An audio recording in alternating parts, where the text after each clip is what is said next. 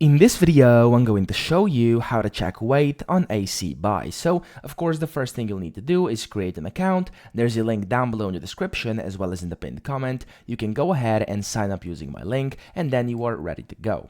So to actually check weight on ACBuy, go ahead and find the product you want to check the weight for. So for example, we're going to go ahead and look for some watches. And let's say this watch over here is what I actually want to figure out the weight of. So I'm going to click on that. And then you might have noticed that whenever you scroll down a bit here on the right, you can see your single product data. And then in this table over here, there should be the weight in grams. However, there's nothing. There's just these two dashed lines. Okay, so if that happens, that usually happens with some items. Not all the items actually have this info. So most of them will, but some of them actually won't have the weight over here. So in case that happens and you can't actually find it, I have a nice little strategy for you. So just go ahead and scroll down a bit.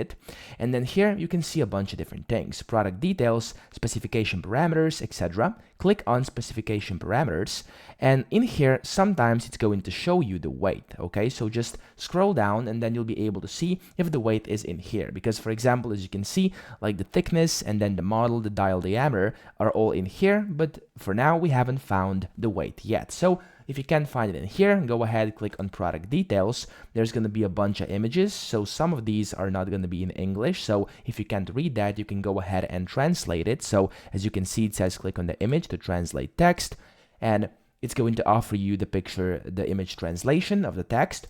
And then down here at the bottom, you can see you can scroll even more. And then here, there we go. As you can see, we found the weight. It says weight 50 grams. So just go through, and then whenever you see some grams or some weight, you can just basically translate any of these pictures with the click on them. There we go.